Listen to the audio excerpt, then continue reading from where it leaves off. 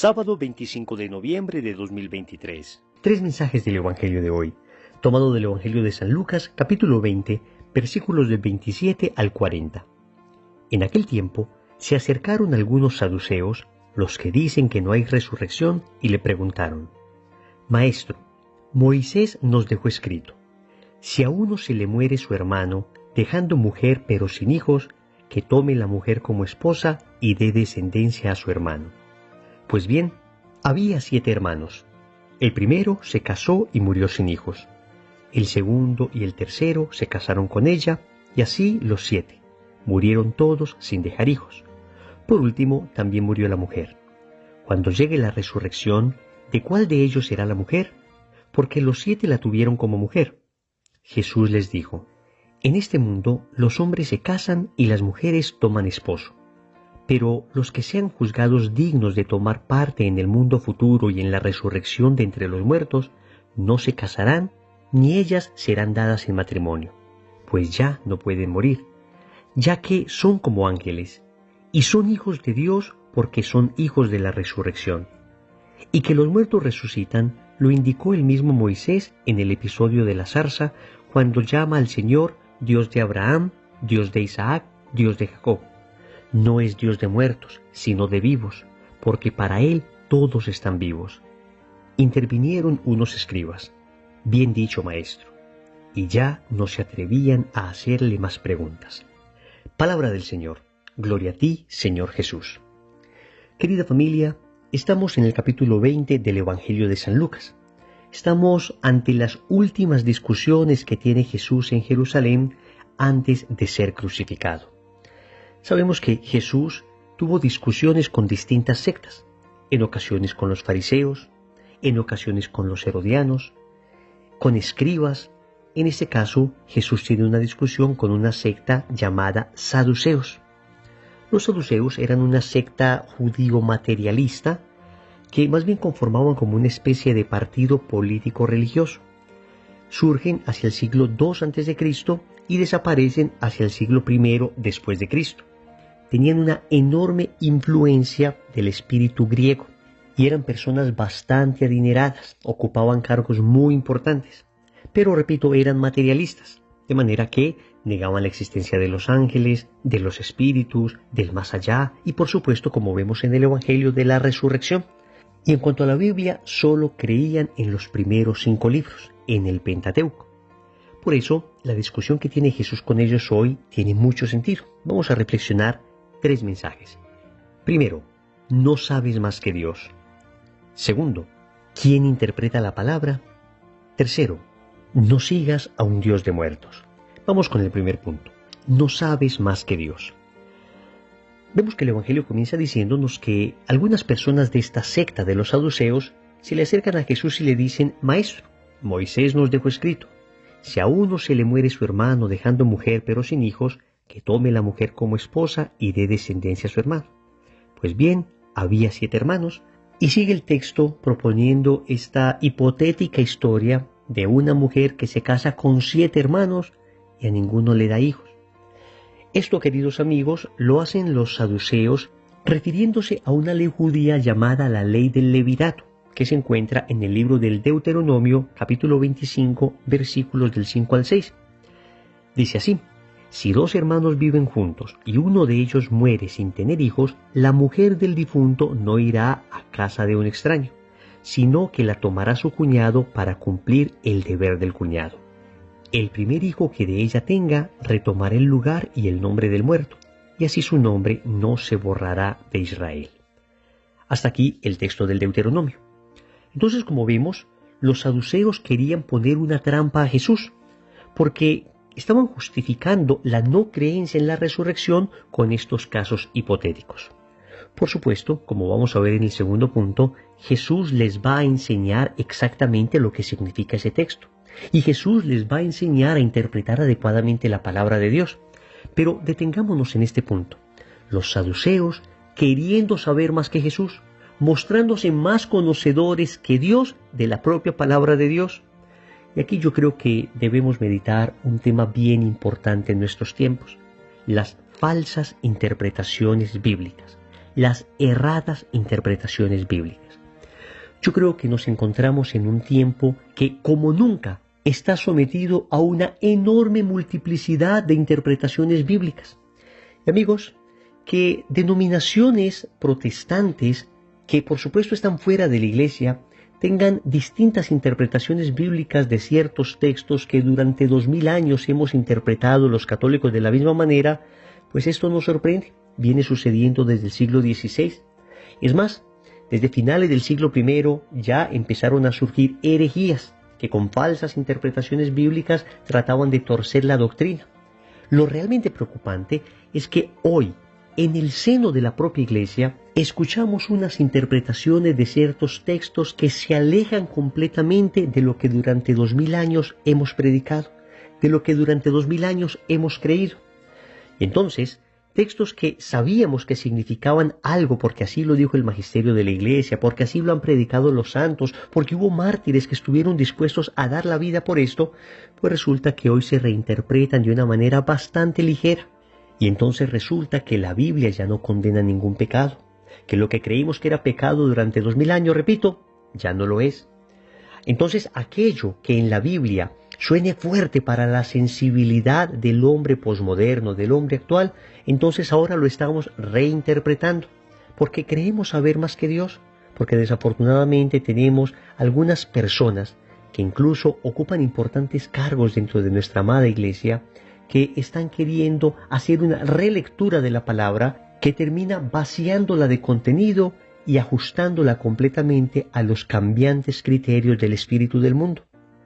Tal vez por eso el apóstol San Pablo advertía en la segunda carta a Timoteo, en el capítulo 4, versículos del 2 al 4, lo siguiente: proclama la palabra, insiste a tiempo y a destiempo, reprende, amenaza, exhorta con toda paciencia y doctrina, porque vendrá un tiempo en que los hombres no soportarán la sana doctrina, sino que arrastrados por sus propias pasiones se harán con un montón de maestros por el prurito de oír novedades. Apartarán sus oídos de la verdad y se volverán a las fábulas. Hasta aquí el texto bíblico. Amigos, créanme que estamos viviendo esto que profetizó el apóstol San Pablo. Antes, repito, las herejías estaban afuera, la Iglesia identificaba estas herejías y rápidamente los herejes eran retirados, alejados. Desafortunadamente hoy tenemos dentro de nuestra propia Iglesia personas que predican doctrinas completamente opuestas a lo que enseña la palabra de Dios, a lo que enseña el catecismo de la Iglesia Católica, a lo que han creído los santos durante 2000 años, y sin embargo, ahí siguen confundiendo al pueblo de Dios. Pero debemos decir que el pueblo de Dios, el santo pueblo de Dios, tiene un olfato para detectar todo este tipo de cosas. Lo experimenta uno cuando personas que no tienen muchos conocimientos teológicos se le acercan a uno preocupados porque escucharon en cierta predicación algo que no les gustó. Ellos no sabrían explicar exactamente por qué no les parecía bien, pero uno se da cuenta que los fieles, la gente sencilla y humilde, los anahuín, los pobres del Señor, siguen queriendo la fidelidad a lo que hemos creído siempre. Amigos, Jesús en el Evangelio de hoy mostró que es tremendamente importante adherirse a la verdad doctrinal, porque hay personas que dicen que a Jesús no le importaban las doctrinas. Básicamente lo único que vino a hacer Jesús es enseñarnos el amor, pero que no importaba lo que nadie creyera, que cada cual podía creer en lo que se le antojase. Lo importante es que amara. No, amigos, el Señor está corrigiendo a los saduceos y les está diciendo que esa doctrina que niega la resurrección, que niega la existencia de los ángeles, que niega las realidades sobrenaturales, que niega el más allá, no es doctrina bíblica. El Señor está mostrando la importancia de seguir una adecuada doctrina. No estamos diciendo que ser cristiano se reduzca a seguir una doctrina, porque los filósofos casi que reducen su vida a seguir doctrinas, y los cristianos no simplemente seguimos una gran filosofía. Obviamente los cristianos seguimos a una persona, a la persona de Cristo. Es un acontecimiento con el que nos hemos encontrado y ha cambiado nuestra vida. Pero no es menos importante el hecho de cumplir aquello que Jesús nos enseñó. Y eso está en la palabra de Dios, que llega a nosotros escrita y transmitida oralmente a través de lo que se conoce como tradición, y esto está auténticamente interpretado por el magisterio de la Iglesia. Por eso, en medio de tanta confusión, queridos amigos, nuevamente vamos al catecismo de la Iglesia Católica. Lo que se salga del catecismo, no lo crean. No importa quién lo diga, pero nosotros mantengámonos firme en lo que aparece en el catecismo, que es lo que durante 2000 años hemos creído. Segundo, ¿quién interpreta la palabra de Dios? El Señor le dice entonces a los saduceos: en este mundo los hombres se casan y las mujeres toman esposo, pero los que sean juzgados dignos de tomar parte en el mundo futuro y en la resurrección de entre los muertos, no se casarán ni ellas serán dadas en matrimonio. Familia, aquí el Señor está haciendo una explicación de la palabra de Dios. El mismo verbo del Padre, la misma palabra de Dios encarnada, está explicando la palabra de Dios escrita. Está explicando adecuadamente en qué consiste la famosa ley del levirato. Esto es importante, porque nosotros sabemos que la palabra de Dios tiene varios sentidos. Hay un primer sentido que es el sentido literal. El sentido literal es el sentido que se ajusta exactamente a los acontecimientos, a las palabras que se dicen. Es el sentido que responde a la pregunta ¿qué dice el texto? Es decir, de allí se deducen las doctrinas. Por ejemplo, en el texto de hoy estamos viendo que el Señor está corrigiendo a los saduceos que tenían doctrinas erradas. Pero también existe un sentido espiritual del texto. Y podríamos decir que ese sentido responde a la pregunta ¿qué me dice el texto? ¿Qué me dice el texto a mí?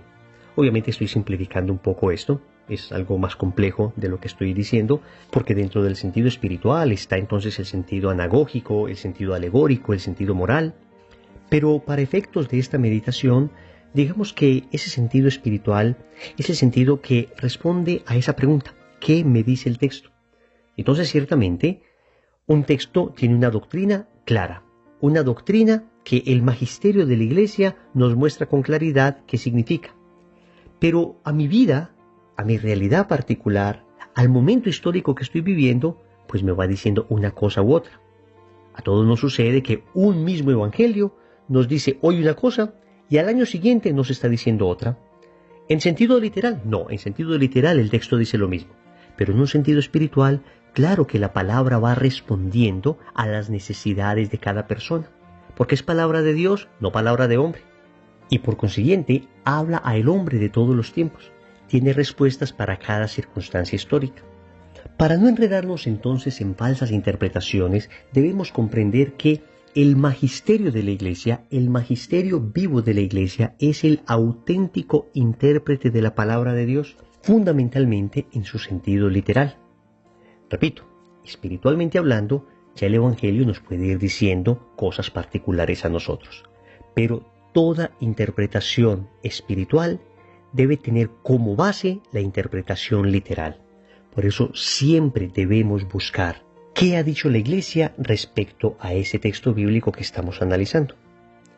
Tercero, no sigas a un Dios de muertos. El Evangelio concluye con estas increíbles palabras de Jesús. Y que los muertos resucitan, lo indicó el mismo Moisés en el episodio de la zarza, cuando llama al Señor Dios de Abraham, Dios de Isaac, Dios de Jacob. No es Dios de muertos, sino de vivos, porque para Él todos están vivos. Familia, es contundente este argumento que presenta Jesús a los saduceos. Recordemos que ellos solo creían en los 5 primeros libros de la Biblia. Y resulta que el pasaje de la zarza ardiendo es un pasaje que se encuentra en el libro del Éxodo, el segundo libro de la Biblia. Por consiguiente, el Señor les va a argumentar a los saduceos con un texto en el que ellos creen. Y como ellos decían que básicamente la persona muere y ahí acaba su existencia, que no existe un más allá, que no existe una vida de ultratumba, el Señor entonces les va a decir cómo es que Dios se presenta a Moisés como el Dios de Abraham, de Isaac y de Jacob, si se supone que ellos ya estaban muertos. Abraham, Isaac y Jacob vivieron, por supuesto, antes que Moisés.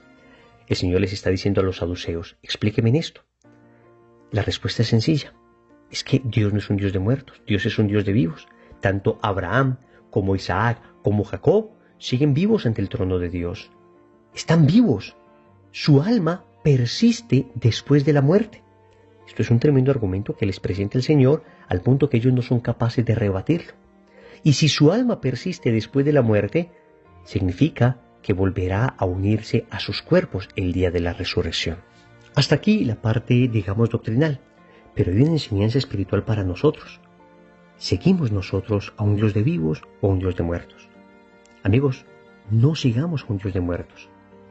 El Evangelio nos dice permanentemente que Jesús es vida, que Él nos vino a traer vida en abundancia, que quien le sigue a Él recibirá un agua que salta para la vida eterna.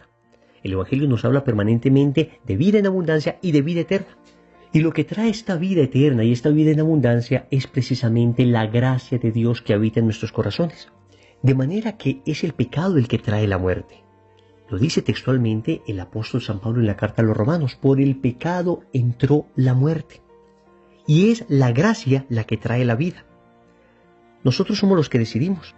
Si queremos seguir al Dios de la vida, entonces preocupémonos por estar en gracia. Si queremos seguir al Dios de la muerte, entonces simplemente dejemos nuestra vida en pecado. Amigos, yo estoy seguro que ninguno de los que estamos hoy meditando este Evangelio quiere seguir a un Dios de muerte, al Dios de los muertos. Podemos hablar incluso con nombre propio de ese Dios de los muertos. Dios con D minúscula, por supuesto. Satanás, el padre de la mentira. Satanás, el que ama la muerte. En cambio, tú y yo no servimos a ese falso Dios, a ese príncipe de este mundo. Tú y yo estamos llamados a servir al Dios que da vida, al Dios que con la resurrección de Cristo nos dio vida eterna. Oremos. Amado Señor, venimos de nuevo ante tu presencia, hoy para pedirte perdón por todas las veces en que he creído saber más que tú, por todas las veces en que he interpretado a mi amaño la palabra de Dios, en que la he torcido para que cumpla mis caprichos en vez de someter mi voluntad a aquello que tú me enseñas. Pero también en muchas ocasiones, Señor, te he orado tratando de someter a mi voluntad tu poder. Y por eso te pido perdón, Señor. Te pido perdón porque a veces me he comportado como si creyera que yo sé más que tú. Hoy el Evangelio me exhorta y hoy me someto enteramente a tu palabra. Dejo a un lado mi capricho y ahora quiero solo obedecerte a ti, porque sé que obedeciéndote a ti encontraré vida en abundancia. Señor, dame lo que me pides y pídeme lo que quieras. Amén. Recordemos entonces, primero, no sabes más que Dios. Segundo, ¿quién interpreta la palabra? Tercero, no sigas a un Dios de muertos. Compromiso. Vamos a tratar de conseguir una Biblia personal que vamos a leer frecuentemente para que la palabra de Dios transforme nuestra vida. En el nombre del Padre, y del Hijo, y del Espíritu Santo. Amén.